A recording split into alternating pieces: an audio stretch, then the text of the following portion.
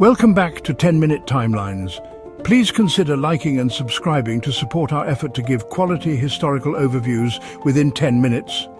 Now let's talk about the Battle of Britain. By mid-1940, Europe was fully engulfed in the flames of war. Adolf Hitler's Nazi Germany, with its formidable Wehrmacht, had unleashed a blitzkrieg across the continent. This lightning war strategy left nations reeling and defences crumbling. Poland had fallen, crushed under the weight of German tanks and aircraft. The swift and brutal invasion left the world in shock. Denmark quickly surrendered on April 9th, while Norway fought on until June 10th before falling to the Nazi war machine. The fall of France sent shockwaves across the world, as one of Europe's great powers was brought to its knees. It left Great Britain standing alone against the Nazi juggernaut. The island nation, under the leadership of Winston Churchill, prepared for the worst. Across the English Channel, Hitler's forces gathered, poised for what seemed like the inevitable invasion of Britain. The tension was palpable as the world awaited the next move. The fate of Europe, and perhaps the world, hung in the balance. The Nazi war machine seemed unstoppable, and the future looked bleak. Little did they know that Britain, led by a defiant Prime Minister, was about to write a new chapter in this global conflict. With France vanquished, the German war machine seemed unstoppable. The swift and decisive victory over France had emboldened Hitler and his generals. Hitler turned his attention to Great Britain, the last major power standing in Western Europe against Nazi domination. The invasion plan, codenamed Operation Sea Lion, was an ambitious undertaking. It was a complex and daring strategy that required meticulous planning and coordination. It involved landing a massive force of German troops on British soil, requiring both air and naval superiority. The logistics of such an operation were staggering. Before any landing craft could cross the Channel, however, Hitler knew he had to neutralize the Royal Air Force, the RAF. The skies over Britain had to be cleared of enemy aircraft. The Luftwaffe, the German Air Force, was tasked with achieving air superiority over southern England. This was a critical first step in the invasion plan. Hermann Göring, the Luftwaffe's commander, boasted to Hitler that it would be a swift and decisive victory. He was confident in the capabilities of his pilots and aircraft. Göring, once a World War I flying ace, now commanded the Luftwaffe with overconfidence, believing his forces could quickly break British resistance. He believed the RAF would be swept from the skies in a matter of weeks. The Luftwaffe's relentless assaults were expected to crush British resistance.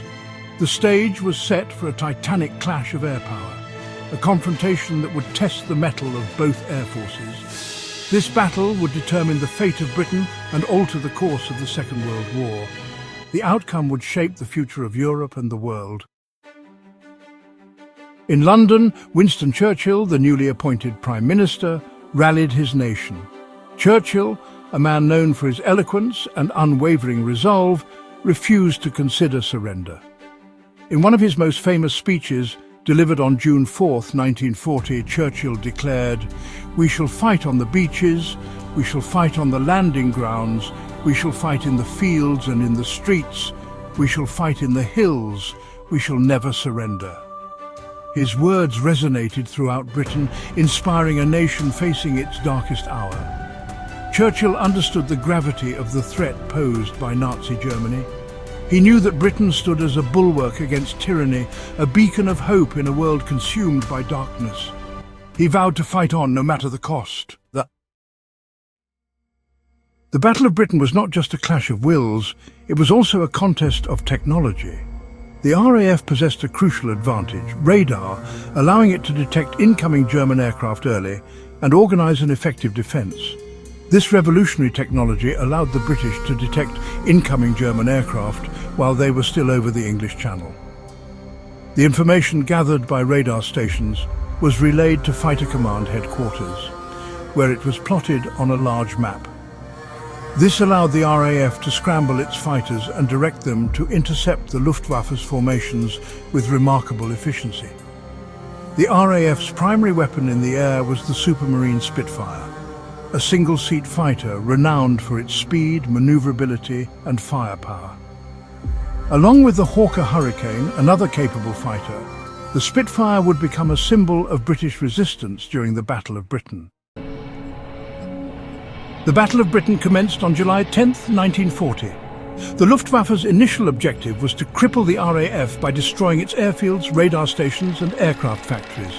Wave after wave of German bombers, escorted by Messerschmitt Bf 109 fighters, attacked targets across southern England.